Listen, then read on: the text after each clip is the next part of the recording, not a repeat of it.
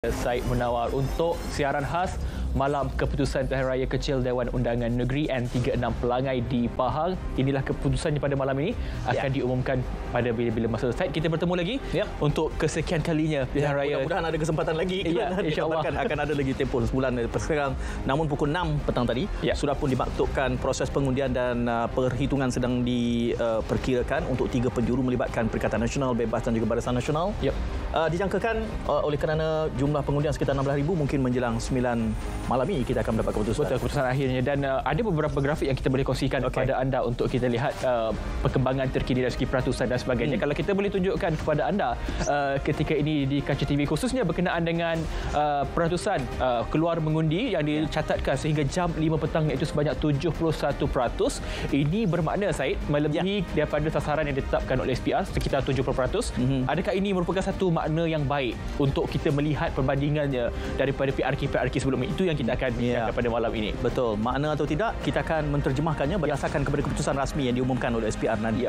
Dan daripada pecahan 71% itu, kalau kita boleh lihat kepada jumlah pengundi yang tidak hadir dan sebagainya, kalau kita boleh paparkan kepada anda secara keseluruhannya berapakah jumlah pengundi untuk kita ulang kaji semula, untuk kita melihat secara menyeluruh berkenaan dengan struktur di kawasan Pelangai itu sendiri. Ini dia pertembungan 3 penjuru Said di N36 Pelangai.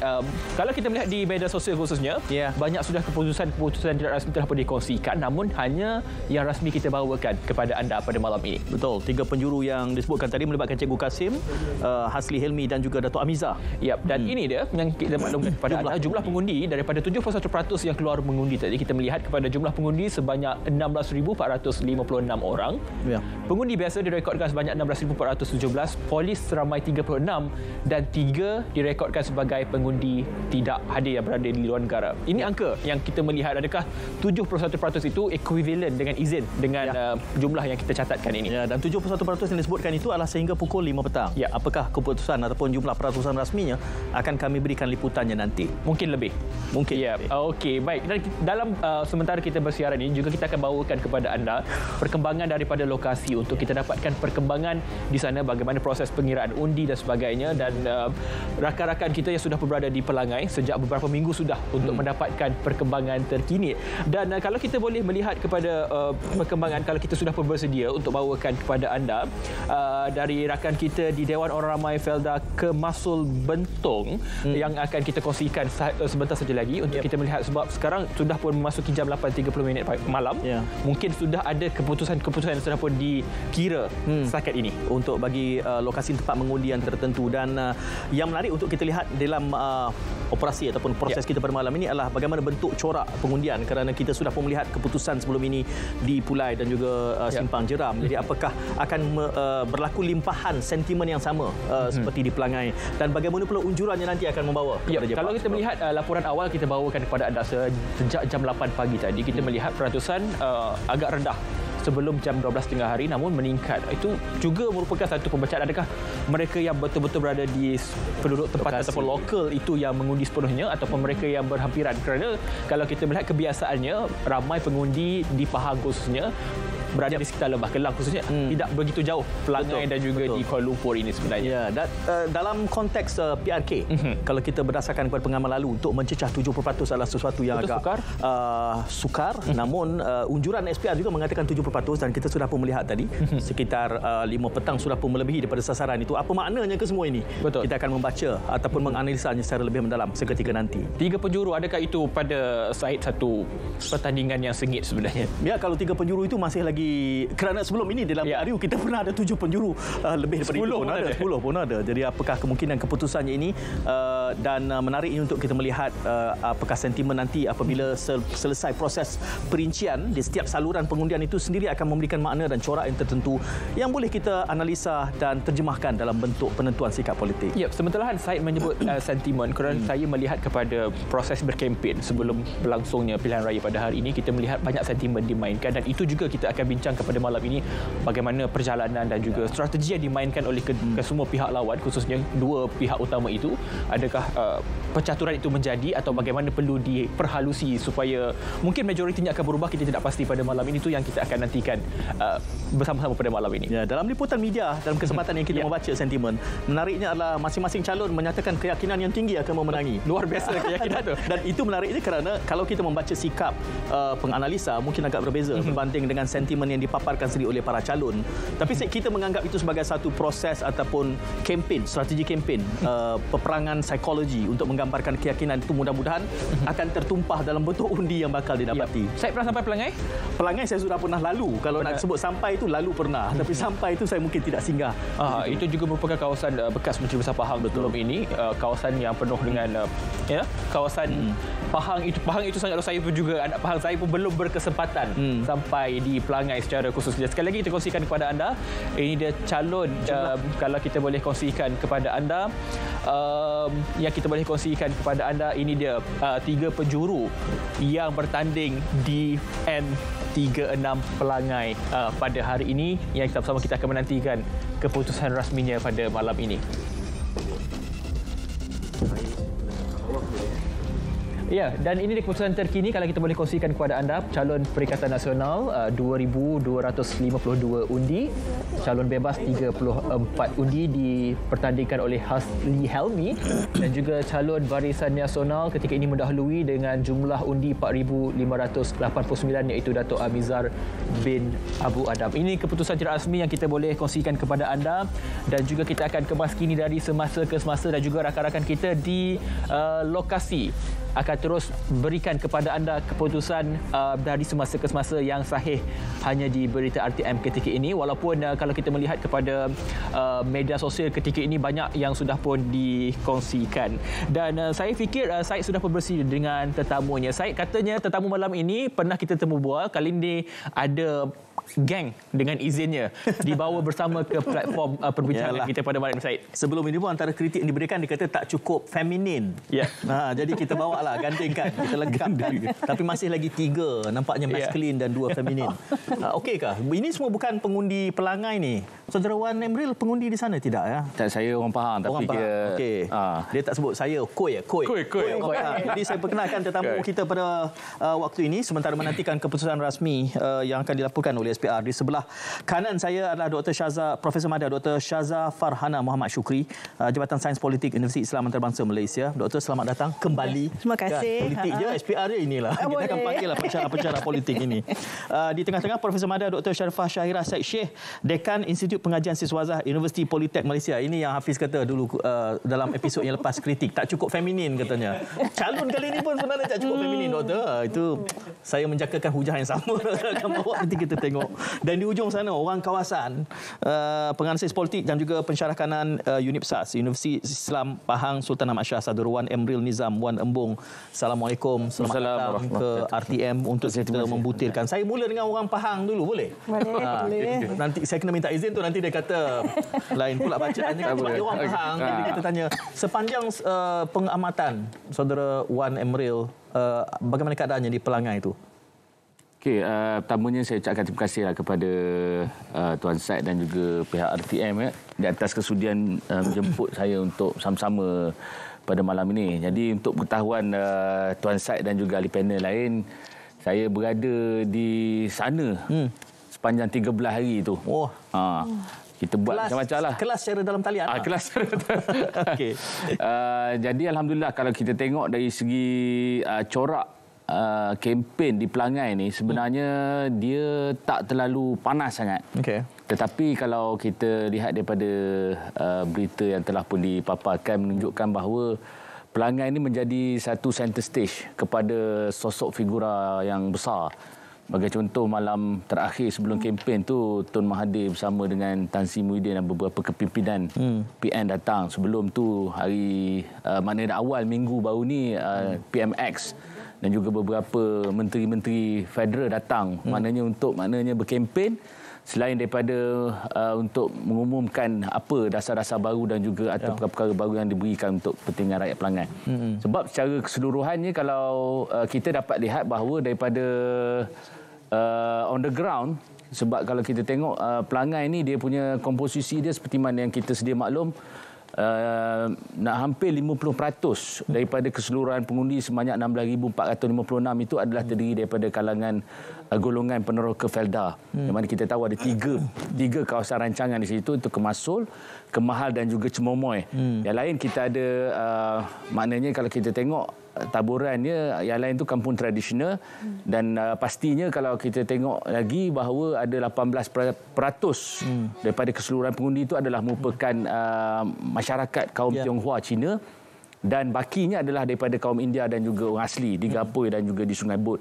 Jadi sebenarnya dari segi komposisi pengundi ini sebenarnya sangat strategik. Sebab semua ada. Kaum India ada, Melayu ada, Cina ada dan juga orang asli sekalipun ada. Dan ini memberi gambaran bahawa pelangai ini adalah merupakan satu signal. Mana sekiranya parti yang memerintah ataupun yang berjaya menang ni nanti akan menunjukkan bahawa pengaruh ataupun apa yang disifatkan sebagai gelombang hijau itu tidak mampu untuk merempuh negeri Pahang ni. Sebab macam-macam dakwaan sebelum ni. Ada mengatakan bahawa 4 adun daripada BN akan lompat masuk ke dalam ni. Jadi kadang-kadang naratif tu selalu didendangkan, naratif yang sama. Itu tak cukup two-third majority. Yang ni kata ada nak lompat sebab Pahang masih lagi belum meluluskan akta anti lompat parti. Jadi sebenarnya banyak perkara-perkara yang kita lihat sebenarnya bertitik tolak daripada apa yang diperkatakan oleh Amat Berhormat Menteri Besar pada malam pengumuman calon, menyatakan bahawa kita mahu menjadikan pelangai ini sebagai satu turning point. Seperti mana ketika mana beliau memimpin jentera pilihan raya negeri Pahang ketika menghadapi pilihan raya kecil di Cameron Highland. Bermula daripada itu kita berjaya mencatatkan siri-siri kemenangan dalam PRK. Dan kita mengharapkan daripada kemenangan di pelangai pada malam ini insya-Allah akan menjadikan satu turning point kepada Barisan Nasional untuk bangkit. Ayat tu seperti macam sudah tahu siapa seandai je. Sebab kita ada dapat mesej maklumat masuk. Maka kita sudah bicara seandai je. Dia kena confident. InsyaAllah. Saya tergamam tadi, saya takut sudah ada pengumuman SPR. Jangan ayat menarik sekali. Jadi Dr. Syazah dulu. Kerana analisis mengatakan peringkat awalnya itu kubu kuat Barisan Nasional. Dan kita juga mendengar kempen-kempen dilakukan oleh Perikatan Nasional Masih Ada Harapan. Bahkan kalau tanya calon pula ada yang mengatakan bahawa confirm menang. 100% akan menang. Kita tahu bahawa sebahagiannya itu adalah merupakan peperangan psikologi. Tetapi bacaan doktor sendiri melihat kalau tidak mendengar ucapan macam mana dia yakin sangat Datuk? Bacaan saya sebenarnya lebih kurang sama sajalah. Memang betul lah itu kubu kuat. Kita dah sangka atau kita boleh unjurkanlah siapa yang akan menang. Tapi yang kita nak lihat sekarang majoriti itu kan. Jadi banyak yang saya dengar ada yang kata majoriti akan turun definitely. Sebelum ni 4,000 mungkin akan turun ke 2,000 lebih. Mungkin saya salah, saya sangkakan majoriti akan begitu tipis sampai ke 1,000 lebih. Tapi nampak gaya tidak begitu. Kalau yang kita lihat di siapa lagi sini terus. Belum, kita dah pusat. Saya risau. Mandat kami melaporkan apa yang SPR. Tapi nampaknya panel kita ni ada bayangan. Macam mana dalam kita cuba Dr. Syahira. Terima kasih. Doktor, cuma satu aspek yang saya nak minta Doktor komen. Kerana selalunya PRK ni jarang-jarang kita lebih 70% pengundi. Ada maksud tertentu dengan tingginya pengundi di Pelangai ni? Saya pergi ke Pelangai minggu lepas dan saya nampak bagaimana gerak kerja yang dijalankan. Memang begitu meriah lah. Cemomoy di simpang Pelangai, begitu meriah dengan pelbagai acara. Dan juga ini menunjukkan bahawa ada usaha-usaha memastikan semua turun undi. Semua turun mengundi. Dan saya nampak memang usaha yang dilakukan oleh kerajaan negeri memang all out lah untuk memastikan semua keluar mengundi. Dan apa yang bagusnya lah, inilah namanya kita raikan pilihan raya. Mungkin sebabnya tu memang menyedihkan apabila kita kehilangan seorang wakil rakyat yang baru sahaja dipilih. Yang bagusnya adalah kerajaan turun dan juga semua pihak termasuklah parti pembangkang turun untuk menjuarai suara rakyat. Ya, dan sekarang ni barulah dengarlah internet dari segi nak ATM lagi dan ada jalan baru nanti nak jalan baru. Ini adalah kebaikan demokrasi. Dan saya nampak bagaimana bijaknya warga Pelangai meraihkan demokrasi dan memastikan prestasi dan juga pemimpin mendengar kepentingan dan kehendak mereka dan insya-Allah saya rasa itulah perkara-perkara tanggungjawab yang perlu dilakukan. Rasa dah siapa yang menang dah ada list dah. Nombor 1 nak buat apa, nombor 2 nak buat apa. Rasa yang senangnya ATM, tambahkan internet lagi laju dan sebagainya.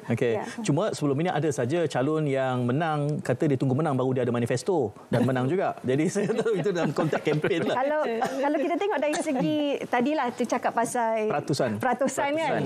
Kalau kita tengok daripada PRU yang lepas pun walaupun di bawah mantan MB Pahang dahulu, Tok Nan, kita nampak bahawa sememangnya 2,000, 3,000 itu adalah majoriti biasa daripada tahun 1986 kalau tak salah saya sampailah kini sememangnya itulah majoritinya, range majoriti yang ada lah setakat ini. Saya beralih semula pada Dr. Shazam bercakap soal kemungkinan tadi. Rasa macam tipis tapi gambarannya macam tidak tipis. Ini berdasarkan apa timbulnya perbezaan persepsi dan juga realiti itu? Pertama sekali yang Saudara Wan Amir sebut tadi tentang gelombang hijau kan. Ramai yang sedang nak lihat gelombang hijau ni berjaya tembus ke Pahang ke tidak. Kita tahu memang dia dah berada di utara. Kita nak tahu dia dah dapat tembus ke Pahang ke tidak. Dia nampak gaya macam kurang. Strategi yang dibawakan oleh Perikatan Nasional seperti yang disebutkan MB Kedah pun datang ke Pelangai, nampak macam tidak begitu berjaya. Tapi saya lihat juga dalam berita pagi tadi peratusan keluar orang muda agak tinggi kan. Jadi orang muda saya rasa macam wild card. Kita tak berapa tahu lagi mereka ni akan undi ke mana. Jadi sebabkan kenaikan peratusan undi orang muda tu, saya sangkakan akan berkurangan banyak majoriti, tapi nampak gaya tidak seperti yang Dr. Sheila sebutkan. Nampak gaya kita sekali lagi yakin. Nampak gaya tidak tu macam dah matuk dah tu. Macam dia dah yakin keputusan macam dah ada nombor. Betul, Tuan Sek. Okey, ini adalah demografinya. Hafiz, boleh kita kongsikan? Tiga panel sebentar tadi, inilah profil responden. Kalau kita lihat latar belakang demografi daripada umur, kalau kita lihat 18 hingga 20 tahun, ini adalah mereka yang layak mengundi sebenarnya, iaitu sekitar 8.07%. Usia berikutnya 21 hingga 39 tahun 18.74%, dan paling tinggi adalah sekitar 31 hingga 40 tahun, iaitu sebanyak 25.49%. Ini adalah peratusan ataupun julat umur yang paling tinggi mereka yang boleh mengundi di kawasan N36 Pelangai ataupun mereka yang layak mengundi berdasarkan daftar yang dikeluarkan oleh SPR. Itu Dr. Sharifah tadi nak menambah soal peratus. Bunyi macam nak mencelah tadi. Tidak juga. Tidak juga. Okey. Tapi apa boleh. Saudara Wan Amir, dalam konteks kempen yang kita baca, ada keadaannya bila mana kempen perikatan itu kelihatannya seperti hamba, tidak ada, dan tuduhannya adalah terlalu ramai polis. Memberikan tekanan, menyebabkan ada rasa takut. Apa bacaan Saudara Amir mendengar kedua-dua belahan? Tak ada, sebab saya pun berada di tempat kejadian semasa kempen. Saya tengok gambar tu tak ada, Wan Amir tak ada. Ada saya usi belakang, tengok dari belakang. Sebab kalau kita tengok kempen, satu kaedah cara mereka tu mengadakan ceramah perdana tu. Sebab kalau kita tengok penduduk di Pelangai ni, dia tidak begitu minat dengan ceramah yang ramai-ramai ni. Sebab tu kadang-kadang, sebab tu bila kita tengok pendekatan yang dibuat oleh parti lawan, termasuk dengan daripada kerajaan sendiri pun, mereka pergi door to door. Maknanya pergi rumah ke rumah untuk berkempen, untuk menyatakan apa ni aspirasi dan juga apa yang dibawa oleh calon-calon. Jadi kalau kita tengok, walaupun ada sebenarnya, kalau macam malam terakhir tu kita difahamkan ada dalam 1,000 lebih kan, kemudian bila PMX turun, ramai juga daripada kita tengok penduduk ataupun kira pengundi-pengundi di Pelangai yang turut hadir pada program mega perdana yang dibuat oleh yang dihadiri oleh Perdana Menteri pada ketika itu. sebenarnya kalau kita perhatikan secara keseluruhan ni, pelanggan ini sebenarnya dia dah biasa dengan orang kata apa ceramah ni, dan pada masa yang sama kalau kita tengok kebanyakan daripada kaedah kempen juga menggunakan secara kata apa online, ya, melalui WhatsApp group, melalui media sosial dan sebagainya. Sebab kita tengok banyak tumbuhnya kumpulan apa ni social media, macam dalam Facebook dia ada Pelangai Sejahtera, ada Warga Pelangai, grup-grup yang dibuat ni sebenarnya itu menunjukkan bahawa untuk tujuan kempen. Jadi sebenarnya tidak hanya tertumpu kepada cara konvensional, hanya melalui ceramah dan sebagainya. Jadi sebenarnya kalau kita tengok kaedah tu telah pun diperbagaikan, dan kalau kita dapat melihat bahawa walaupun kata ada tekanan, sebenarnya benda tu bukanlah satu halangan sebenarnya, sebab mereka masih lagi mengadakan. Saya berkesempatan hadir pada ketika satu ceramah yang diadakan oleh pihak Perikatan Nasional, ketika mana waktu tu Tan Sri Yang Berhormat Tan Sri Muhyiddin sendiri berucap dalam ceramah.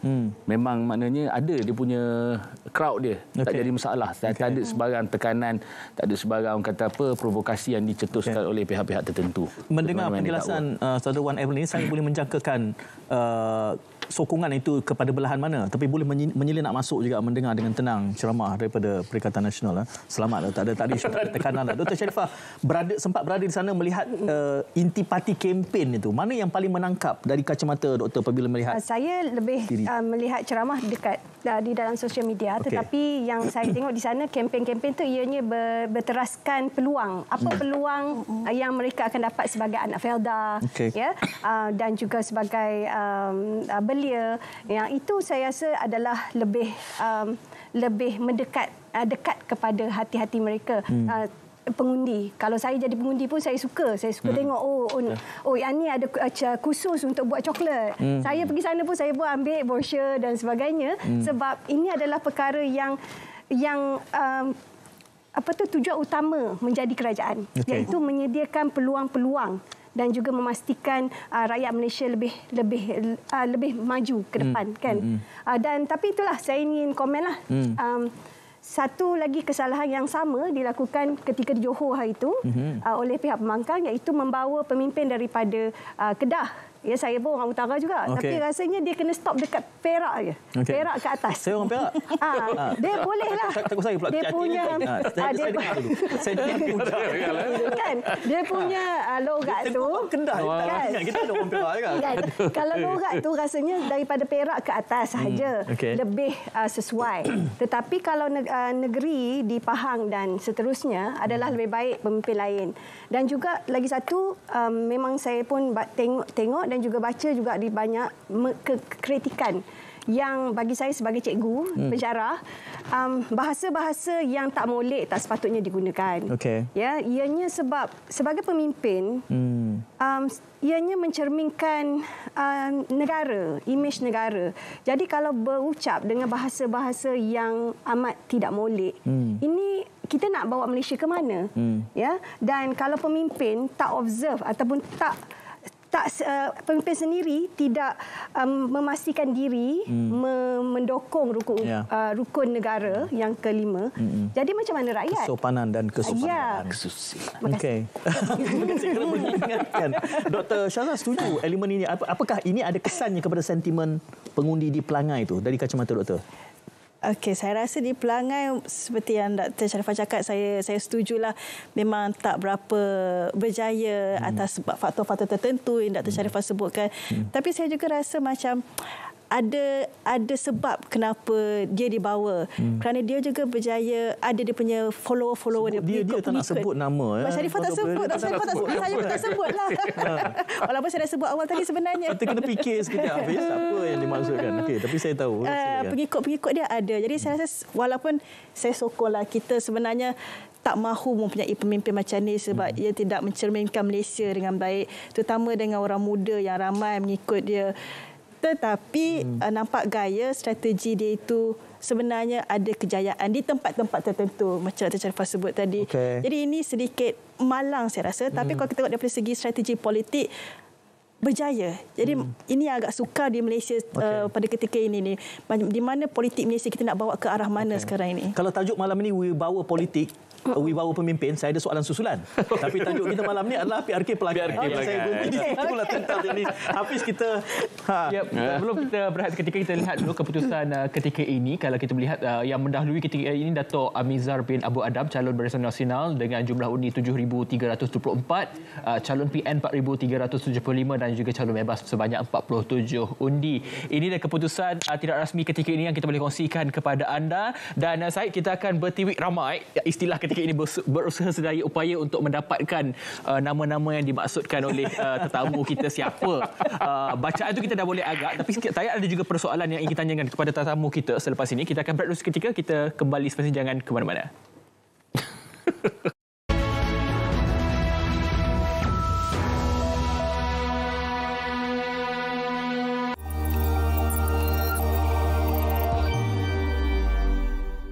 Kementerian Komunikasi dan Digital telah memulakan siri bual bicara berhubung dasar perkongsian data nasional melalui kerjasama di antara Perbadanan Ekonomi Digital Malaysia ataupun MDEC, Malaysia Kini dan Digital News Asia dengan sokongan KKD. Siri ini bertujuan mendidik rakyat mengenai manfaat dan cabaran perkongsian data, di samping mengumpulkan pendapat serta cadangan bagi meningkatkan dasar dan pelaksanaannya. Dan marilah kita bersama-sama memulakan perjalanan yang luar biasa ini.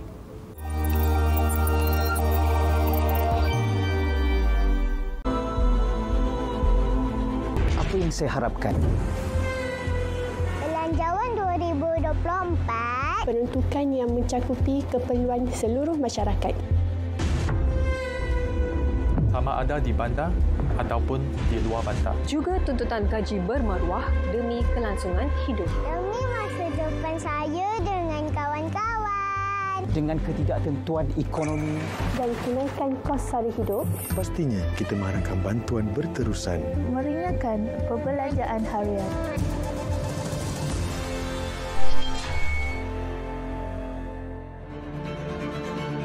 Walaupun nilainya kecil di mata kasar, tetapi amat besar dampaknya kepada peruntukan perbelanjaan kerajaan.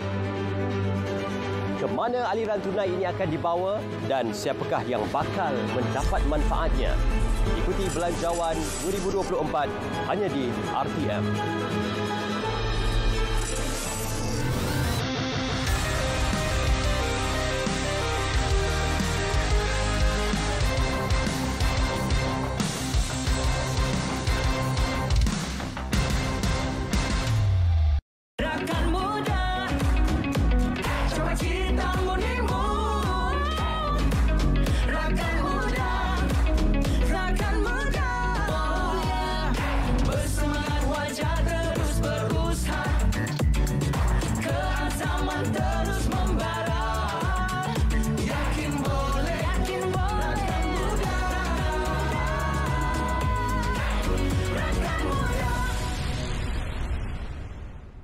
Sebelum berkahwin, saya selalu mencari hotel-hotel berpatutan untuk pergi bercuti.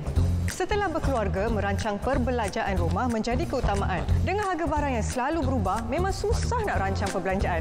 Tidak lagi setelah menggunakan Price Catcher. Dengan memaparkan harga terkini lebih 400 barangan keperluan, pilih saja barang yang hendak dibeli. Kemudian, pilih premis yang menawarkan harga berpatutan. Price Catcher juga memberikan maklumat pandu arah ke premis yang dipilih. Mudah je kan? Rancang perbelanjaan anda. Harga barang, Price Catcher. Di Malaysia, masih beras harga terkawal, beras tempatan. Terkawal maknanya Kementerian Kewangan kena tambah wang bagi subsidi. Apa keputusan? Mak Sabu tanya, saya kata, jangan naik harga beras tempatan. Beli hanya beras import, jangan beli beras tempatan untuk tentera, polis dan untuk jabatan kerajaan, sekolah-sekolah asrama untuk mengurangkan tekanan keperluan beras di kalangan rakyat. Berapa jumlah subsidi tambahan? Hampir 400 juta ringgit. Untuk Sabah dan Sarawak yang guna beras import, kita subsidi sementara supaya harga di sana tak lebih daripada RM31 daripada 40 sekarang.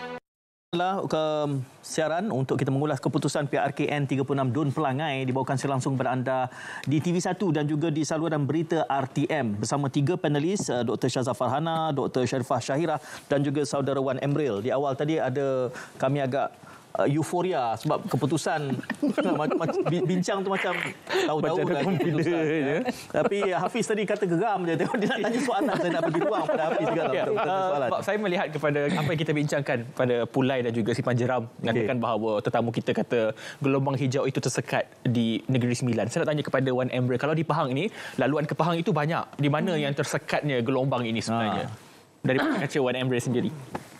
Okey, kalau kita tengok memang kalau dari segi kedudukan Malay Belt State ni, Pahang di negeri pantai timur ni, Terengganu dengan Kelantan memang dah wassalamualaikum, sudah sadaqallahul azim lah Dan Pahang ni pun sebenarnya kalau kita tengok sekarang kedudukan 17 kursi Perikatan Nasional dan 17 kursi BN dalam Dewan Negeri Pahang.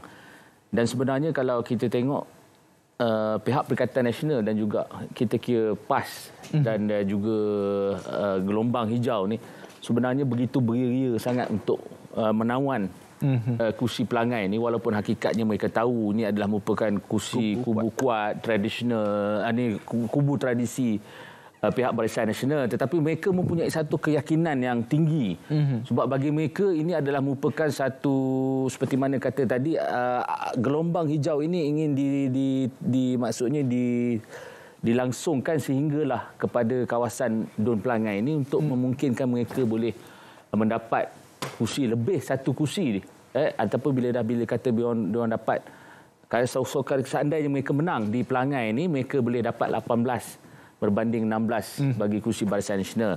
Dan sebab itu kalau kita tengok ada dakwaan menyatakan bahawa mereka membuat satu naratif menyatakan bahawa ada 4 wakil daripada BN akan melompat ke pihak mereka untuk sama-sama membentuk kerajaan. Yang ini keluar daripada mulut Presiden Bersatu sendiri, sebagai fungsi Perikatan Nasional. Yang menunjukkan bahawa mereka betul-betul nak Pahang ini sebagai maknanya kita kira untuk turning point dan untuk nak melengkapkan penguasaan 3 negeri di pantai timur ni. Jadi sebenarnya hakikatnya bila mana katalah Barisan Nasional juga bekerja dengan begitu keras untuk memastikan supaya kursi Pelangai ini kekal milik BN dan seterusnya menghalang gelombang hijau ini daripada merempuh ataupun melanda negeri Pahang secara keseluruhan. Nanti kalau ada kesempatannya saya nak bincang selepas kita dengar keputusan tentang kemungkinan PRK Pelangai ini, Dun Pelangai ini akan menyegerakan proses meratifikasikan Akta Anti Lompat di peringkat negeri. Itu kita akan cuba bincang. Tapi saya beralih dulu kepada Dr. Syazah kerana Dr. menganggap di awal tadi wildcardnya pada pengundi muda. Betul. Tetapi kita belum dapat keputusan rasmi. Cumanya semua sudah macam upbeat apa keputusannya. Adakah bererti generasi muda di Pelangai ini berbeza sentimennya berbanding dengan generasi muda di tempat lain? Apa bacaan Dr. Syazah? Saya rasa mungkin daripada segi, sebab kita dah sebut beberapa kali kan, itu kubu kuat Barisan Nasional, mungkin mereka generasi ketiga mungkin sekarang generasi ketiga Rifelda, perasaan bukan rasa tu hutang budi tetapi lebih kepada kesenambungan Barisan Nasional di Pelangai itu mungkin agak sedikit kuat. Tapi saya rasa masih ada juga ruang di situ untuk Perikatan Nasional cuba menarik pengundi muda ke belah mereka, walaupun ialah keputusan nampak tidak begitu berjaya. Tapi saya rasa it's still 50-50, tapi mungkin lebih pada 60% menyokong seperti saya sebutkan Barisan Nasional atas sebab-sebab mereka, sebab ada orang Pahang sendiri beritahu saya tahulah, mungkin saya salah. Apa, kita nanti tanya balik kan. Orang Pahang dia lebih suka status quo. Mereka tidak suka melawan. Tak tahu betul ke tidak, tapi tak apa. Keadaan. Jadi mungkin itu antara menyebabnya mereka tidak mahu orang kata rock the boat kan. Kalau Barisan Nasional sudah berada di sana sejak 1986 40 tahun, kenapa kita nak berubah? Tapi tidak dinafikan ada bahagian pecahan orang muda yang mungkin melakukan perbezaan. Sebab kita orang muda ni, kita kata darah muda a bit rebellious kan. Mereka mungkin mahu perubahan atas sebab demokrasi yang Dr. Sharifah sebutkan tadi. Tapi itulah lebih kuat kepada Barisan Nasional. Okey, jadi kita masih menantikan keputusan rasminya apakah corak dan pastinya nanti Hafiz apabila keputusan kita dapat selepas beberapa minggu kita akan melihat undian corak di saluran itu. Dia akan memberikan makna yang berbeza pula. Barulah kita betul-betul tahu generasi muda ini akan pergi kepada pihak yang mana, termasuk juga demografi usia yang lain. Dan juga tadi kita gambarkan orang asli misalnya. Kita akan lihat di lokaliti peti undi itu sendiri akan ada coraknya yang tertentu kerana makna di sebalik. Kita lihat sebelum ini undi pos, undi awal tu pun ada makna yang tersendiri kan. Itu menarik, nanti kita akan berikan huraiannya. Kita menanti-nantikan isyarat untuk kita melintas langsung ke Dun Pelangai, tapi belum ada keputusannya sama ada kita perlu masih lagi bersiap sedia untuk kita menantikan. Saya beralih dahulu kepada Dr. Sharifah kerana kita banyak melihat kepada kawasan ini merupakan kubu kuat Long Nan, Bapa Penggal, dia memegang di situ. Selalunya kawasan ni kalau MB termasuk juga di Kedah pun begitu juga. Tadi banyak sebut soal Kedah tadi kan. Kita kritik macam mana pun soal wibawa, kredibiliti, menang besar juga, bahkan lebih besar daripada sebelumnya. Jadi ini juga ada faktornya terhadap sentimen setempat. Mungkin Dr. Sharifah boleh ulas. Ya. Okey, kita sudah bersedia untuk berlintas langsung terlebih dahulu. Jadi kita bersama rakan setugas di Pelangai. Silakan. Pilihan raya. Saya selaku pegawai pengurus bagi bahagian pilihan raya negeri N36 Pelangai dengan ini mengisytiharkan bahawa keputusan pilihan raya bahagian pilihan raya negeri N36 Pelangai yang diperoleh ialah Cikgu Kasim, Perikatan Nasional, bilangan undi 4,375. Hasli Helmi DM Benzul Hasli, bebas, bilangan undi 47. Datuk Amiza bin Abu Adam, Barisan Nasional, bilangan undi 7,324. Jumlah undi yang ditolak ialah 120. Majoriti 2,949. Peratus pengundian berbanding dengan jumlah pemilih ke titik perpuluhan yang terdekat ialah 72.12%. Dengan ini, saya mengisytiharkan bahawa Datuk Amizar bin Abu Adam dari Parti Barisan Nasional telah dipilih sebagai Ahli Dewan Negeri bagi bahagian pilihan raya negeri N36 Pelangai. Sekian, terima kasih.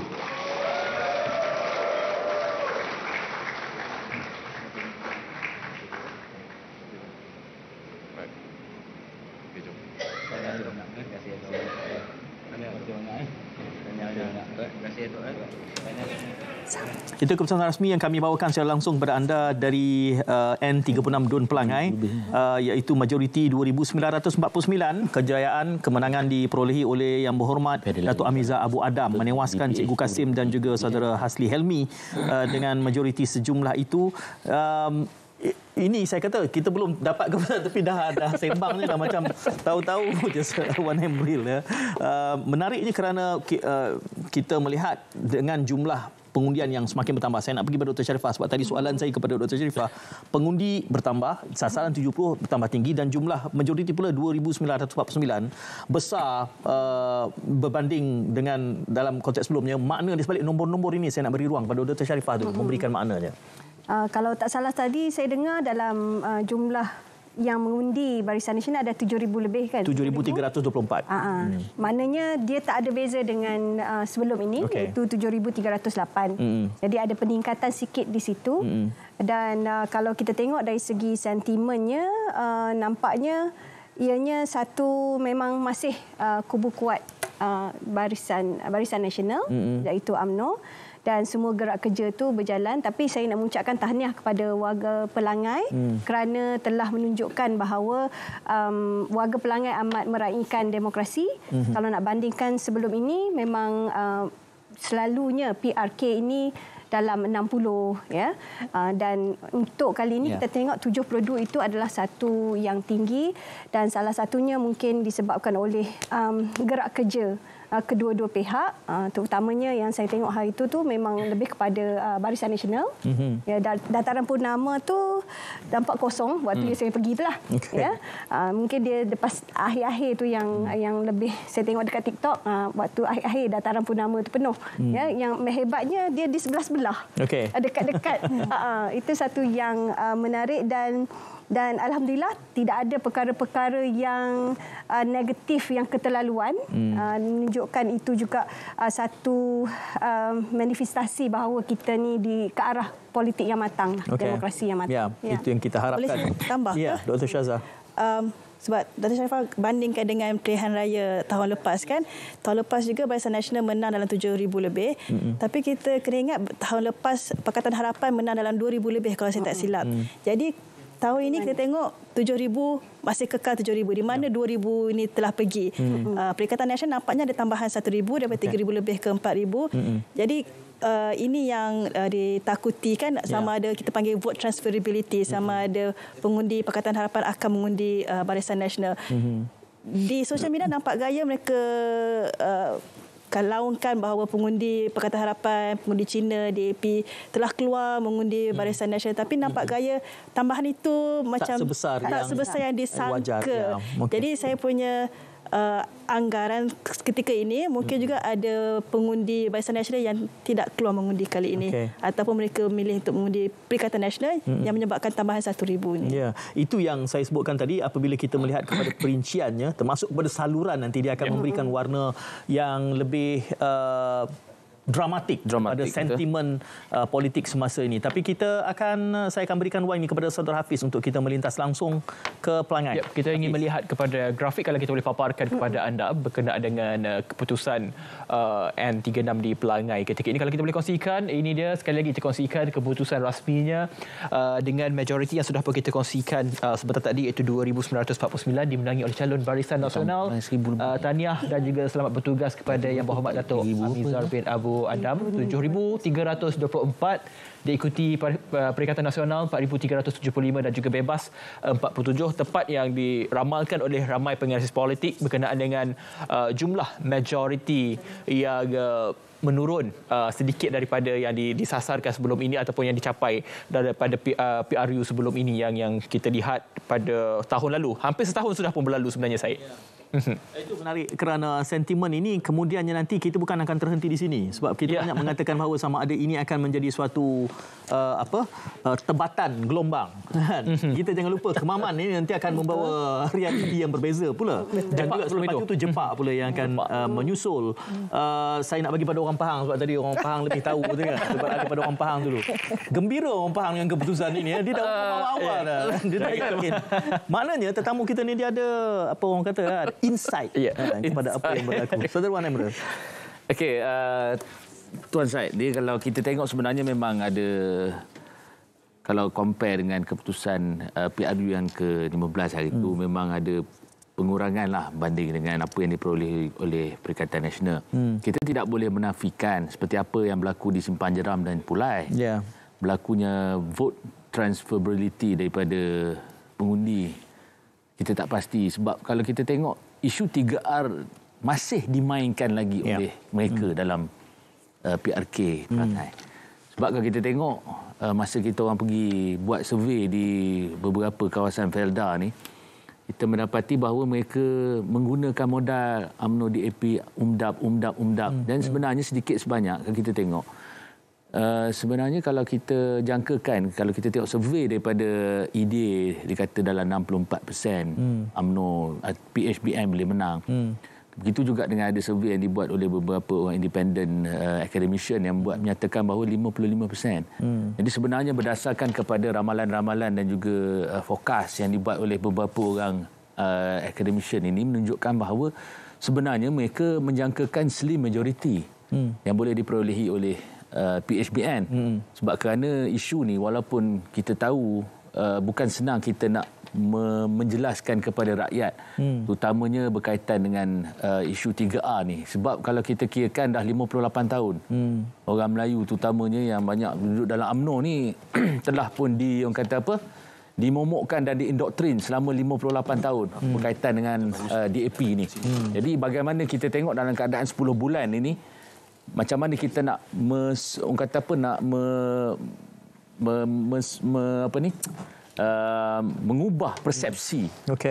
Jadi sebab itu kalau kita tengok, mereka menggunakan isu agama, mereka menggunakan kata faham ni Islamik tak Islamik, antara perkara yang dimainkan oleh pihak Perikatan Nasional. Dan sebenarnya kalau kita tengok, bila kita tengok 74% daripada keseluruhan pengundi ini adalah merupakan orang Melayu.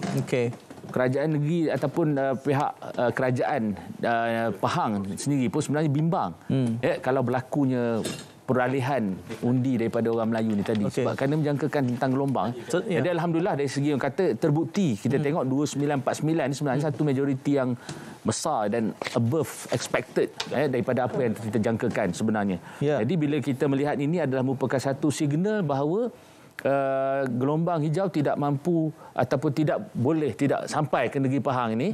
Dan walaupun hakikat yang kita sedar bahawa walaupun berlakunya peralihan vote ataupun undi daripada, kalau kata tadi, kalau ikut kita expectkan dulu 77 ke 78%, sekarang 72%. Jadi mungkin kalau beza 6% tu mungkin tak setinggi 1,000 lebih yang diperolehi oleh calon daripada Perikatan Nasional ni. Jadi kita menjangkakan ada undi daripada UMNO daripada BN akan beralih. Mana yang beralih telah beralih ke Perikatan Nasional. Dan mungkin juga undi daripada PH ni tadi, terutama di kawasan yang seperti mana kita tahu dominan Cina di Telemor, Mancis, termasuk juga dengan undi orang asli ni, saya rasa insya-Allah tak ada masalah. Sebab kalau kita tengok memang orang asli ni betul-betul dalam, tapi kita tak menjangkakan, mungkin kita akan tengok saluran tu nanti yang mungkin akan memberikan penjelasan yang lebih tuntas berkaitan dengan undi-undi yang telah pun diterjemahkan oleh pengundi terutamanya Melayu sekhususnya. Baik. Dr. Sharifah, kalau kita membaca, saya sebutkan sekali lagi, nanti perinciannya bila kita melihat saluran kita akan lebih jelas. Tetapi dengan keputusan yang memadai sekat kita dapat pada malam ini dan juga beberapa siri PRK sebelumnya, Pulai, Simpang Jeram, adakah kita boleh mengatakan bahawa kerjasama ataupun koalisi PHBN ni koalisi yang sudah mula mengukuh dengan keputusan ini? Betul? Pada pendapat saya, dia semakin mengukuh dan kalau sentimen yang diulang-ulang, mengkambing hitamkan DAP dan sebagainya, ianya tak akan tahan lama lah. Kerana yang penting sekarang rakyat Malaysia dia nak tengok apa perkara-perkara, isi-isi kandungan yang dapat diberikan kepada mereka, kepentingan untuk mereka. Jadi sudah-sudahlah untuk menggunakan isu perkauman, isu agama, kerana kita dah memang tahu itu semua dah terbukti termaktub di dalam perlembagaan persekutuan dan dah memang dijaga. Dan tidak perlulah menakut-nakutkan kerana ini adalah satu sifat kempen yang keterbelakang dan hanya sepatutnya wujud di negara-negara mundur, bukan di Malaysia. Tapi kalau kita tengok daripada trend yang berlaku di Pelangai ni, saya ada keputusan daripada 2004. Pilihan raya 2004 sampailah hari ini, saya tak nampak pun dia punya perbezaan yang ketara. Iaitu kalau kita tengok dulu pernah 2004 5,000 lebih sahaja yang UMNO menang, BN menang, dan kini maknanya dia ada penambahan di situ iaitu 7,000 lebih. Tetapi memang ada satu dalam 4,000 hingga 3,000 lebih sememangnya yang menyokong parti yang lebih mengangkat agama. Contohnya pada tahun 2018 Amanah dapat sampai 3,000 lebih, iaitu PAS dapat 1,000 lebih sahaja. Maknanya dia sentimen yang ke arah politik Islam. Tapi kalau tengok situ macam memang profesional sikit, mereka lebih suka ke arah itu. Dan kali ini pun kita tak nampaklah perbezaan yang amat ketara. Di Pelangai ini, kalau nak kata ada sentimen perubahan yang begitu jelas, kalau kita tengok dari segi dari 2004, 2008, 2013, nampaknya 2,000 hingga 3,000 majoriti itu adalah biasa, ya, yang memang berlaku. Dan kalau kita nak tengok dari segi pengukuhan, sebenarnya ia kukuh. Dan saya amat berharaplah ya pihak pembangkang lebihkan semangat Malaysia, bangsa Malaysia, ya, dan kita kena ingat bahawa kita kempen ni adalah untuk masa depan negara, bukan untuk masa depan parti semata-mata. Ya, pastikan apa yang kita kempen tu kita pastikan okey, boleh bawa negara kita maju ke mundur. Tolonglah ya bertanggungjawab dari segi itu. Kalau rasa apa yang dikeluarkan daripada mulut itu mungkin boleh membawa ke arah kemunduran, maka hindarkanlah. Ya. Ya, sementara itu yang saya juga mengharapkan di dalam tidak adanya nak sebut apa ya, target bila berkempen kan. Saya bayangkan susah sebenarnya untuk kita keluar daripada belenggu itu kerana ia resipi yang sangat berkesan 3R ini kan. Siege mentality ini dia beroperasi daripada asas rasa takut berbanding dengan kempen harapan. Antara harapan dengan takut ni mana yang lebih cepat? Sebenarnya rasa takut itu akan lebih cepat banding dengan harapan itu ya. Melainkan harapan itu jelas di hujung terowong sana ada kekayaan.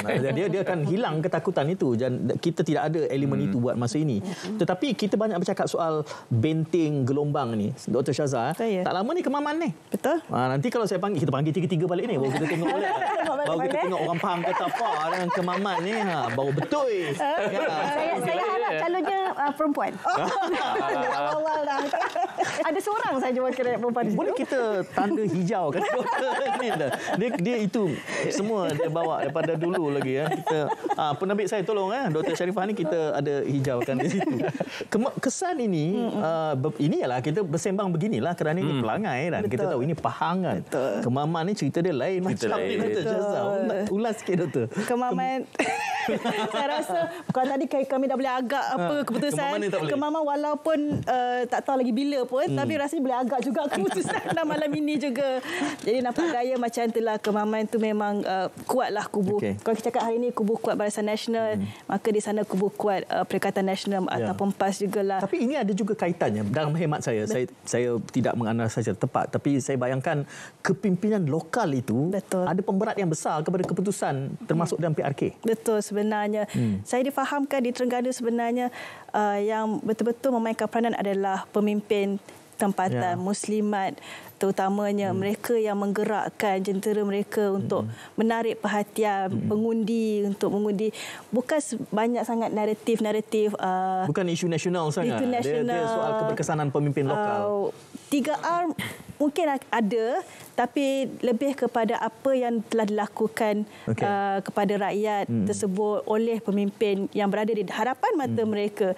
Jadi saya rasa ini juga sebenarnya apa yang berlaku di Pelangai juga sebenarnya. Walaupun isu nasional itu dimainkan oleh pihak pembangkang, tapi kita faham sebagai pembangkang memang itulah yang dia ada. Kan dia tak boleh nak sebut sangat tentang pembangunan sebab mereka adalah di pihak pembangkang. Jadi memang mereka akan mainkan isu nasional. Dan itu berkesan. Well, berkesan atau tidak, nampak gaya Malay ini berkesan sedikit. Jadi di Kemaman kita kena tengok pula apa yang isu akan dimainkan oleh PHBN sebab mereka adalah pembangkang. Bukan pembangkang sebab tak ada pembangkang di sana kan. Tak ada pembangkang. Kita akan tengok apa yang akan dimainkan di sana. Saya sebutkan soal kepimpinan lokal ni sebab Dr. Sharifah, itu juga isu yang Dr. sebutkan soal Kedah tadi. Tidak ada perimbangan. Jadi kalau itu calonnya dan itu calonnya dikatakan sebagai mengangkat semangat kekedahan, maka itulah hero yang diangkat di negeri Kedah itu. Dan kerana itu juga tidak ada perimbangan, tidak ada tokoh yang menjadi sparring. Kita tidak boleh kaitkan satu lawan satu dalam konteks ketokohan itu. Ini penting untuk kita melihat bergerak ke hadapan setiap wakil parti itu ada ketokohan dan wibawa yang berimbang supaya rakyat boleh membuat perbandingan yang lebih baik. Saya bersetuju bila kita kata kita perlukan orang lokal. Ya, kerana macam mana nak buat kerja kalau duduk di KL, duduk di kawasan bandar tapi jadi wakil rakyat di kawasan tersebut. Dan kita perlu ingat bahawa ianya satu, bukannya bila dipilih tu bukanlah perkara macam hanya untuk seronok-seronok, ia pilih, ego pun besar dan sebagainya. Ianya adalah satu permulaan untuk memberi perkhidmatan yang terbaik kepada rakyat. Jadi itu adalah satu amanah yang besar, tanggungjawab yang besar. Jadi janganlah hanya bersorak, lepas tu tunggu 5 tahun tak nak buat apa-apa. Dan again, yang tadi Tuan Syed cakap, nak yang takut-takut ni senang, dan juga yang memberi harapan. Yang beri harapan ni macam susah sikit. Dia kena berfikir, dia jauh sikit. Dia kena fikir jauh ni kan. Tapi itulah rasanya belia-belia sekarang ni, mak bapak dah tak guna dah yang taktik takut-takut. Dia orang siap boleh lawan lagi bila tengok dekat dalam internet dan sebagainya. Ni bukanlah, ini salah dan sebagainya. Mereka boleh argue, Dan again, sebagai pemimpin, tak kisahlah daripada parti-parti mana, ada tanggungjawab yang besar. Bukan sekadar untuk memenangi parti, tetapi adalah untuk memastikan kemajuan negara dan juga kematangan. Kita ni bila orang nampak kita di mata dunia, kita ni bukannya satu-satu duduk dalam tempurung. Kita di dalam satu dunia global. Apabila kita keluar, rakyat kita keluar, orang menghormati kita ke orang macam mana? Kalau rakyat kita setakat ini memang dihormati, contohnya kalau kita pergi ke negara Mekah, memang Malaysia bagus dan sebagainya, kita perlu kekalkan dan juga pertingkatkan perkara ini. Dan salah satu caranya adalah dari segi pilihan raya, bagaimana pemimpin membawa pilihan raya itu ke arah mana. Dr. Syafa, saya nak Saudara Wan Emril nanti keputusan kemaman dia ada juga. Dan dia juga membuat, dia jadi tetamu yang pertama nak membuat ulasan. Tapi saya nak tengok semakin mana dia. Kita korang lipatlah ada keputusan. Cuma Tuan Syed, saya nak tambah sikit. Sebenarnya kita kena bagi kredit juga kepada Tok Wan dan juga kepimpinan negeri Pahang. Sebab saya ingat masa Tuan Syed ada menemu ramah Tok Wan dalam rancangan naratif khas tu. Sebenarnya kalau kita tengok banyak dasar-dasar dan juga program yang telah pun dibuat oleh maknanya kepimpinan negeri.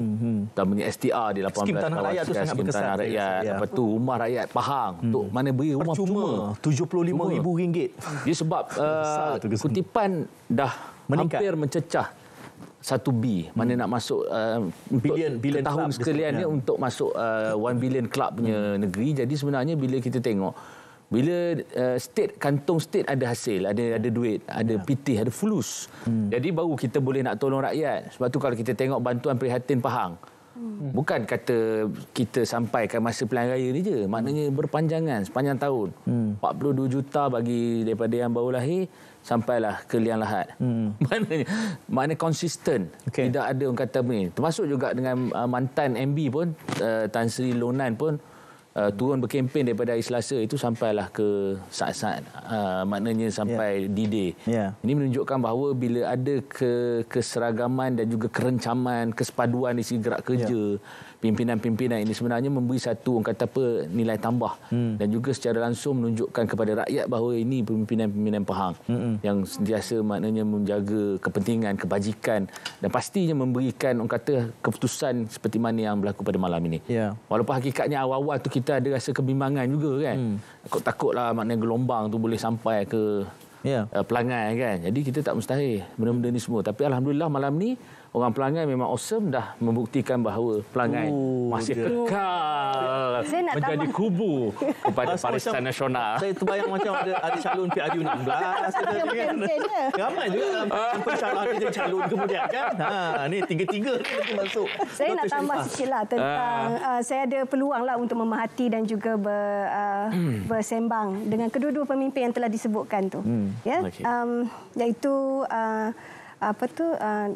Tan Sri Adnan dan juga MB Tok Wan.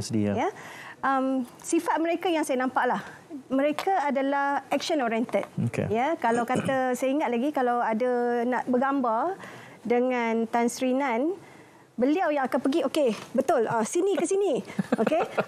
Saya macam kagum sebab dia seorang yang boleh je duduk je, tak perlu, tapi dia nak pastikan semuanya cantik, dan teratur.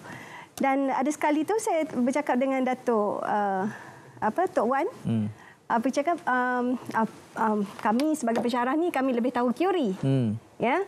Dan lebih ideal lah. Ya, yang banyak pengalaman adalah Tok Wan. Tapi dia kata itu yang kami nak. Iaitu ideal itu akan menjadikan realiti lebih baik. Apabila beliau bercakap begitu, saya macam menghormati beliau kerana beliau amat menghargai teori dan juga ilmu. Sebab saya tengok kenapa dia nak bercakap dengan pensyarah, tanya macam mana kan. Dan bila beliau bercakap begitu, saya nampak bahawa dia selalunya ada setengah-setengah orang ni dia pencerecehkan pensyarah. Alah, pensyarah ni cakap je lebih. Teori je tahu. Tetapi dari segi membuat sesuatu tu kurang.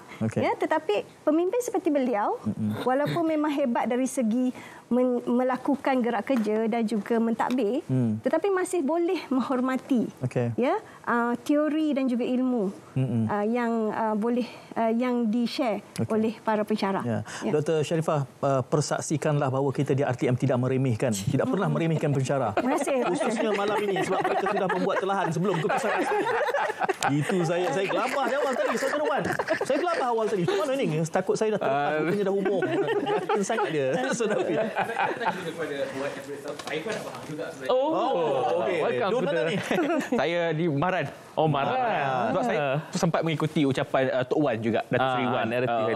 Katanya Pahang telah melakukan pelbagai kebajikannya, kemudahannya, tapi dari segi sentimen itu yang menyebabkan keputusan berubah pada PRU 15 baru-baru ini. Adakah kalau kita melihat kepada sentimen yang dimainkan oleh pihak pembangkang ini tidak diselesaikan ataupun tidak ditangani dengan baik, bagaimana bacaan kita untuk PRU akan datang nanti sebenarnya? Kepada siapa? Kepada PHBN di Pahang. Maksud saya siapa panel? Saudara Wan. Ini apa dia tanya? Orang tanya orang Pahang. Tak, dia macam ni. Sebenarnya kalau kita tengok, memang apa yang dibuat oleh kerajaan negeri di bawah pimpinan Tok Wan sekarang dengan kata apa macam-macam program dengan bantuan perumahan, pendidikan, kebajikan, semua yang sebab kerana kita buat segala-gala dasar ni menyebabkan bahawa mungkin Pahang terselamat dalam PRU ke-15 baru-baru ini. Sebab kalau tidak mungkin kita tengok macam mana negeri Perlis. Tak ada satu kursi pun yang maknanya boleh selamat. Ya.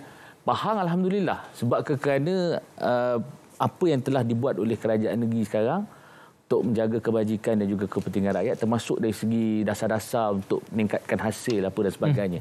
Cuma mungkin dari segi pendekatan ni kita kena berubah sebab bila dalam keadaan sekarang ni bila kita dah bersama-sama dengan kerajaan perpaduan, pendekatan kita kita kena ikut cara kaedah kerajaan perpaduan sekarang dari segi gerak kerja, kempen dan sebagainya.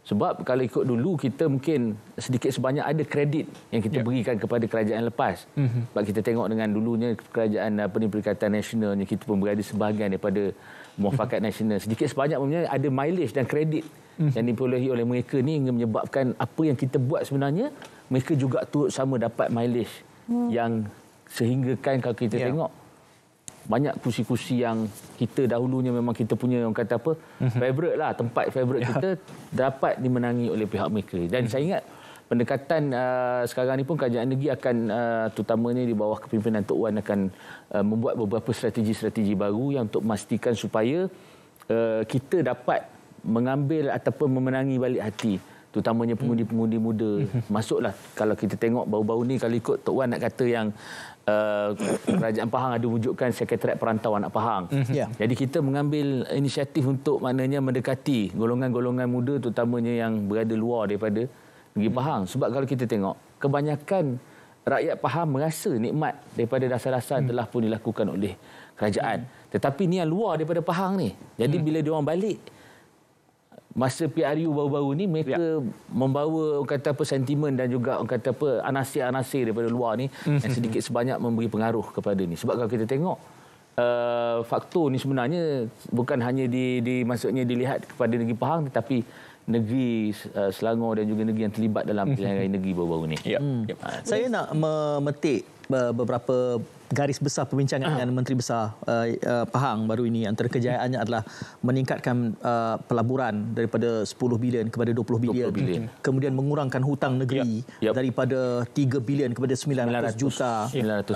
Dan di waktu yang sama juga bakal menjadi negeri yang masuk dalam kelompok 1 billion club ini. Di waktu yang sama menawarkan STR dan juga rumah rakyat Pahang itu secara percuma 8 rumah setiap DUN.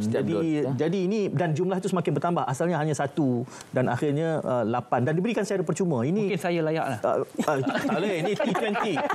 T20 tak layak. Saya nak mengumumkan awal kalau ada orang marah yang nampak muka dia nak minta orang, tolong saya, bantu saya. Dia tak boleh menyamar. Tak boleh menyamar. Okey, Hafiz, kita berehat dahulu. Kita akan kembali selepas ini dalam perbincangan pada malam ini. Kembali selepas ini.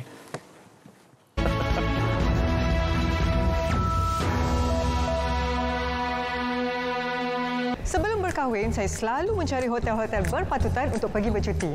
Setelah berkeluarga, merancang perbelanjaan rumah menjadi keutamaan. Dengan harga barang yang selalu berubah, memang susah nak rancang perbelanjaan. Tidak lagi setelah menggunakan Price Catcher. Dengan memaparkan harga terkini lebih 400 barangan keperluan, pilih saja barang yang hendak dibeli. Kemudian, pilih premis yang menawarkan harga berpatutan. Price Catcher juga memberikan maklumat pandu arah ke premis yang dipilih. Mudah je kan? Rancang perbelanjaan anda. Harga barang, Price Catcher. Setelah segala pencapaian diraih dengan kecemerlangan, mengakhiri tamasya sukan terulung di benua Asia dengan acara Gilang Gemilang.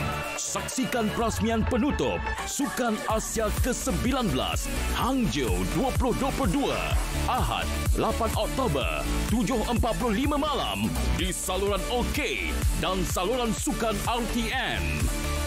Saksikan juga secara penstreaman langsung di RTM Klik bersama RTM, penyiar rasmi.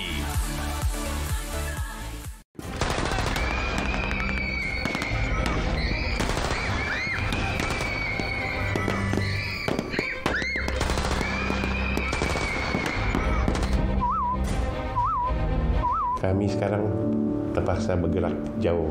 Kami terpaksa pergi ke kota London.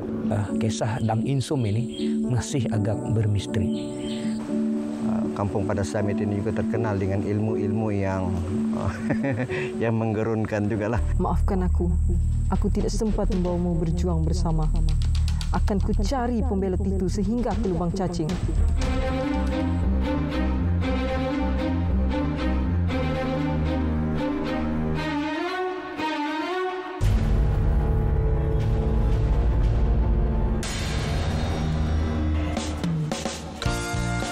Mewarnaimu hanya di TV1.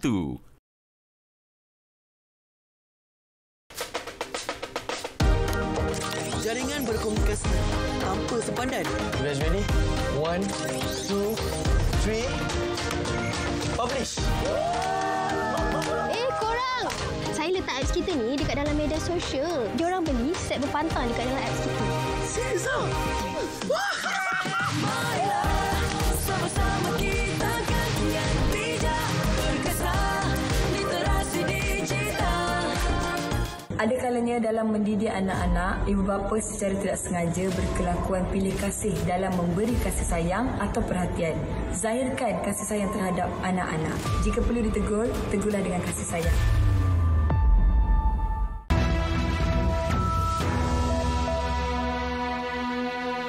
Baik, bertemu kembali kepada malam keputusan PRKD N36 Pelangai. Ketika ini sudah pun kita maklumkan kepada anda pemenang bagi kerusi DUN yang kita kongsikan sebentar tadi. Kalau kita boleh sekali lagi kita kongsikan di sela-sela perbincangan ini.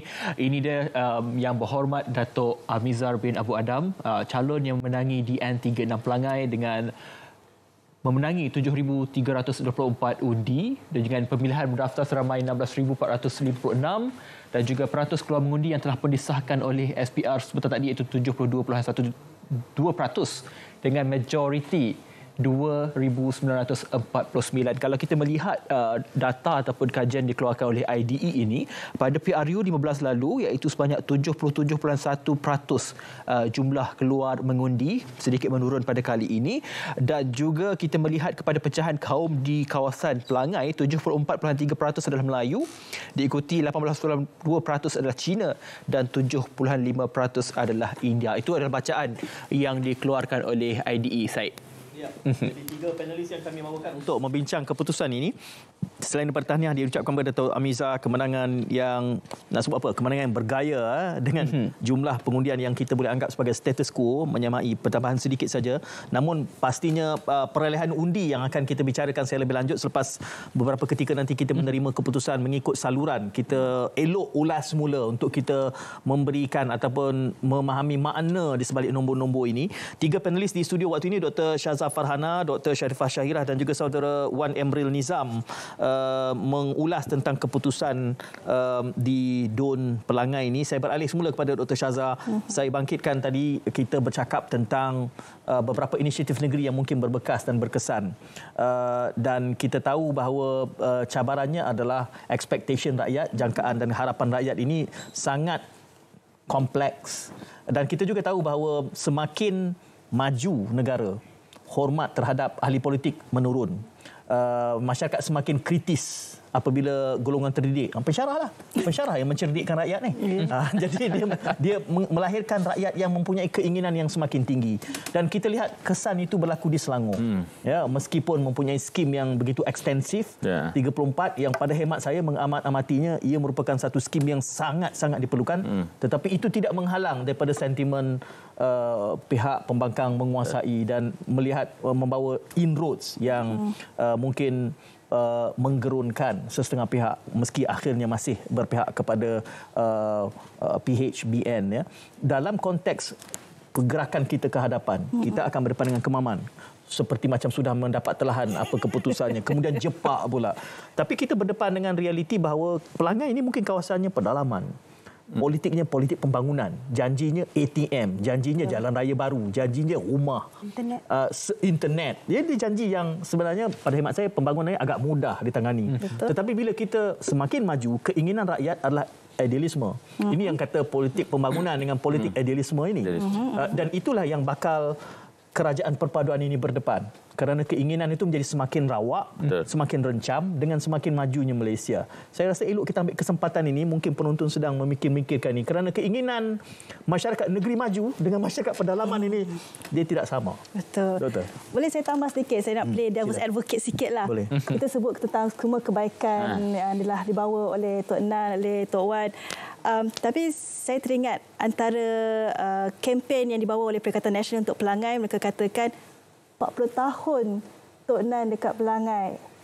Tak ada kemajuan yang kita sebutkan tadi. ATM satu, supermarket, tak ada perkara-perkara macam tu. Tapi kita lihat hari ini, kempen Perikatan Nasional itu tidak berjaya. Jadi saya nampak dua perkara. Pertama, saya lihat pengundi di Pelangai, mereka lihat ke hadapan. Mereka tidak lihat ke belakang. Okey, mungkin itu apa yang berlaku sudah ini. Sekarang, apa yang akan dibawa oleh kerajaan baru ini, oleh Tok Wan, oleh kerajaan perpaduan ini, apa yang kemajuan yang akan dijanjikan.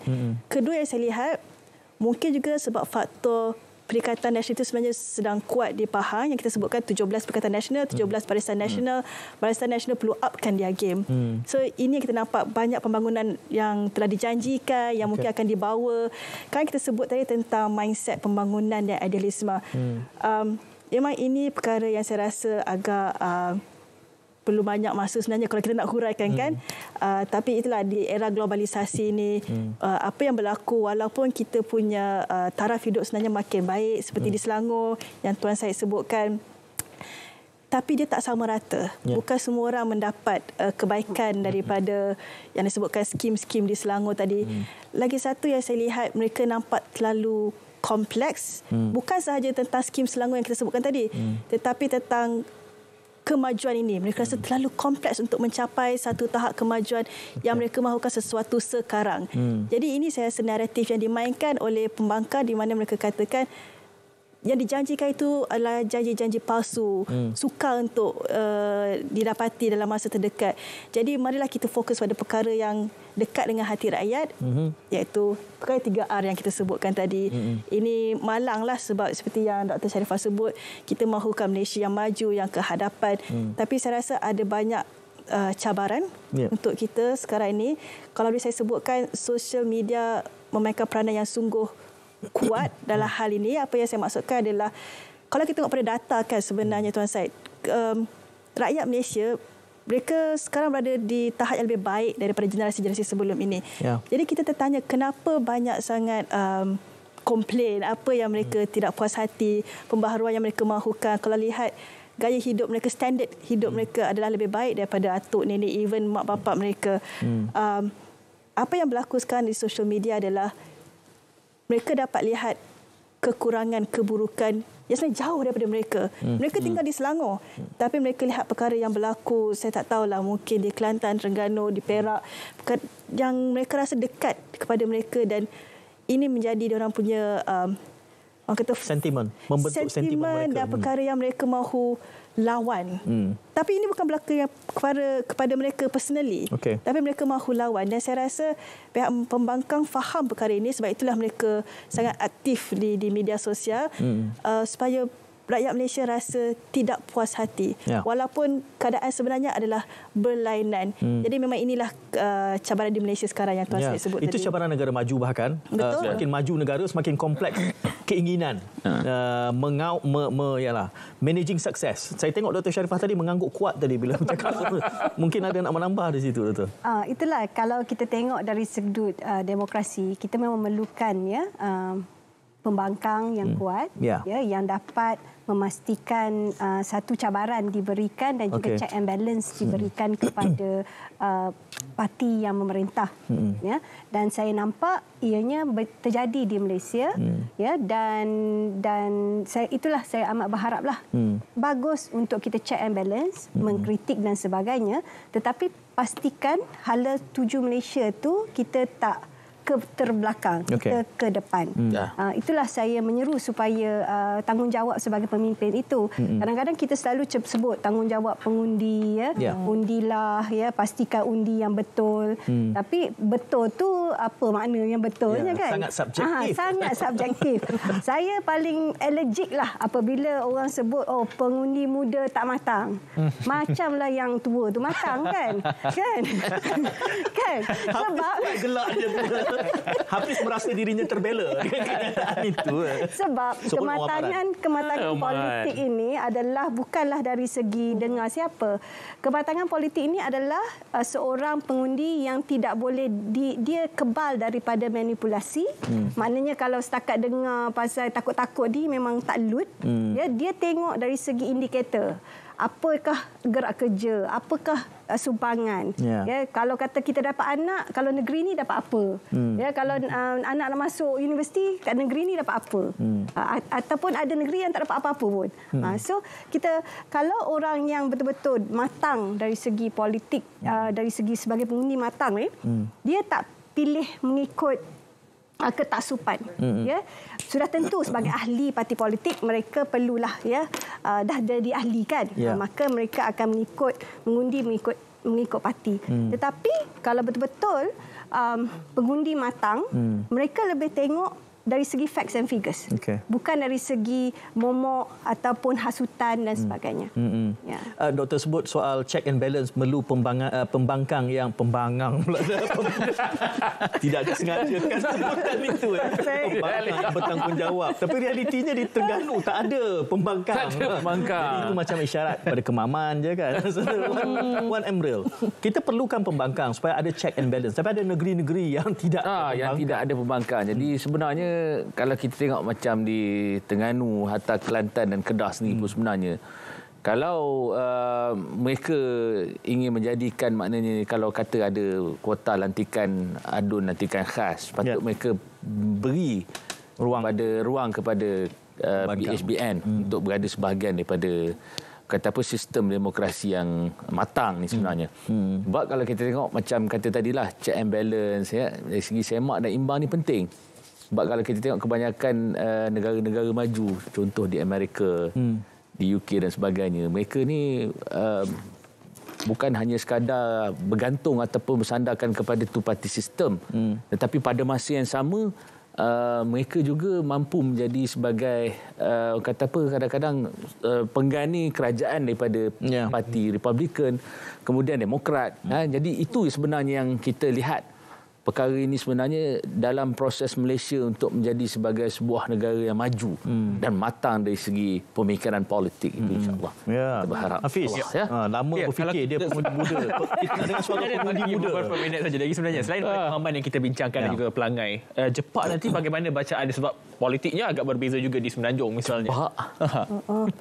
Dr. Sharifah mungkin. Doktor, bagi saya mungkin ianya lebih kepada status quo lah. Tidak ada perubahan dari segi itu. Sebab dia terlalu dekat kan dengan PIU yang sebelum ini. Saya jangka doktor, political fatigue juga, kelesuan juga ni bila rapat-rapat ni kan. Lepas tu inti kempennya itulah juga kan. Jadi sama je juga nanti. Tapi yang bagusnya dari segi sudah tentu kehilangan tu kita memang amat menyedihkan ya. Namun dari segi meraihkan demokrasi, maknanya isu-isu rakyat akan diketengahkan. Maknanya ada cabaran-cabaran untuk kerajaan parti yang memerintah untuk membuat penambahbaikan. Seperti apa yang berlaku di Pelangai, nampaknya memang dia ada reaffirmation 2 kali. Hari itu manifesto dah kata kita akan buat ini dan seterusnya pembangunan di Simpang Pelangai dan sebagainya. Tetapi ini kali kedua diingatkan untuk perkara-perkara ini dilaksanakan. Dan saya pasti pengundi Pelangai akan mendapat apa yang telah dijanjikan, apa yang telah diminta. Kita akan nantikan. Syazah nak menambah tu. Sebab cakap tentang political fatigue, kita sangkakan perkara ini juga akan berlaku di Pelangai seperti yang kita tahu kan. Tiba-tiba 72%. Expectation up to 65%. Sekali sampai 71%. In fact, pilihan raya 6 negeri hari itu pun ramai yang katakan, tak banyak 60 to 65. Tapi negeri-negeri tertentu agak tinggi kan. Terengganu 70 juga. Betul. Dan Terengganu lah juga yang tak ada pembangkang sekarang. Jadi saya rasa on one hand, kita nampak macam ada political fatigue. Tapi on the other hand, saya rasa seperti Dr. Sharifah sebutkan tadi, kematangan politik itu sudah makin menambah di Malaysia. Saya kira mungkin lebih ramai, lebih cerakin, lebih mahu ambil tahu, mahu masuk campur, mahu terlibat dalam pemilihan, terutama pengundi muda. Seperti kita tengok hari ini kan, pengundi muda tinggi yang keluar, ramai yang keluar. Jadi saya rasa walaupun ada political fatigue tu, sudah ada kesedaran yang demokrasi itu penting untuk dimainkan peranan oleh anak muda dan semua. Kita ada 4 minit saja berbaki dan kita tahu itulah, kalau kami punya pilihan, kita kata nak kekalkan panelis ini supaya dia tengok nanti kan Maman, lepas tu Jepak tengok ke mana kan, baru kita boleh lihat trajektori hujah itu konsisten atau tidak kan. 1 minit setiap seorang, apa yang ingin diperhatikan Kemaman dan Jepak, Saudara Wan Emril? Jadi kalau kita tengok daripada momentum daripada Pelangai ni, kita mengharapkan supaya keputusan di Jepak dan Kemaman ni mungkin akan berlaku perubahan, walaupun tak besar seperti mana kita jangkakan di Terengganu ni. Memang kita dah boleh ada kata jangkaan bacaan-bacaan telahan-telahan yang kita seperti mana yang kita rasakan. Tetapi hakikat yang sebenarnya kalau kita tengok, kita mengharapkan supaya momentum dan juga keputusan di Pelangai ini dapat diteruskan. Maknanya memberi kredit dan juga kelebihan kepada kerajaan perpaduan. Sebab kita tengok kerajaan perpaduan ni baru 10 bulan. Jadi masih terlalu awal. Dan kata tidak adil kalau kita nak adil, kalau tunggu 3 bulan baru boleh buat perbandingan. Betul kan? Kuat menyokong kan. Ramai penyokong saya ni, saya boleh bertanding malam ni. Tapi ada orang beri pandangan ni, Tuan Said, jemput seorang wakil daripada belah sana kan. Sebutlah. Untuk nama saya bagi ruang. Itu kata nak jemput MB kata nak jemput MB Kedah. Kita terima kalau itu ruangnya, insya-Allah tak ada masalah. Doktor melihat apa? Saya seperti biasa, kita dah ada 3 Kan 3 pilihan PRK. Saya tahu dah kan? nak sebut apa ni calon wanita. Kan kita ada 2 lagi. Jadi tunjuklah ya semangat demokrasi yang mengangkat kaum wanita iaitu separuh populasi negara. Letaklah calon wanita. Terutama di Terengganu sebab tak ramai tu. Seorang je.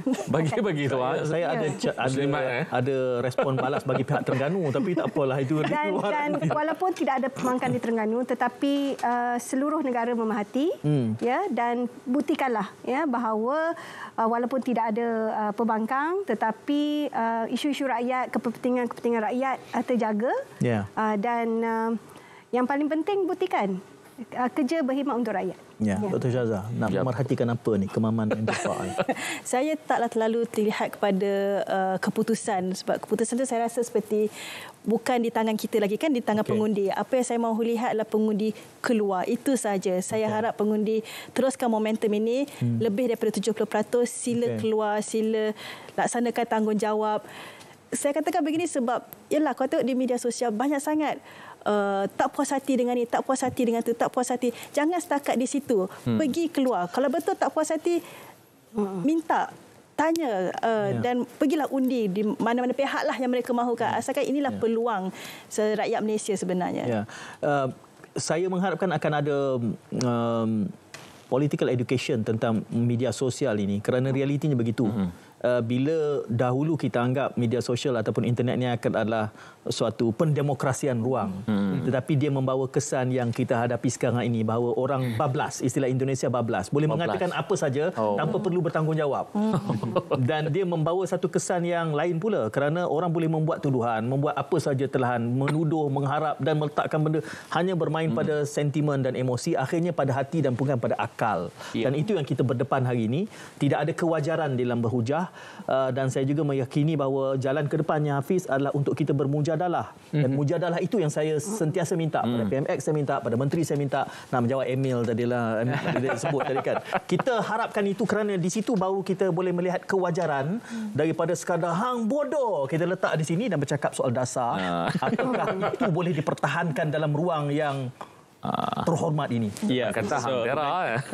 Ya, dan kita akan bergerak juga nanti sebelum kita berakhir ini, kita akan menuju kepada PRK di Jepang 21 Oktober ini sebagai hari penamaran calon, 31 Oktober sebagai undi awal dan juga 4 November ini sebagai hari mengundi di Jepang. Kita pun dah bagi tik hijau tadi kepada tetamu, mungkin akan dibawa sekali lagi untuk kita menganalisis keputusan PRK Jepang. Dan tidak juga kepada anda, terima kasih kerana setia bersama kami selama 1 jam 30 minit ini untuk malam keputusan. Dan juga kita ucapkan tahniah kepada calon ataupun yang memenangi bersenang-senang untuk meneruskan kecemerlangan di Pelangai. Said, kita jumpa lagi dalam kesempatan akan datang insya-Allah. Assalamualaikum. Salam muhibah. Jumpa lagi.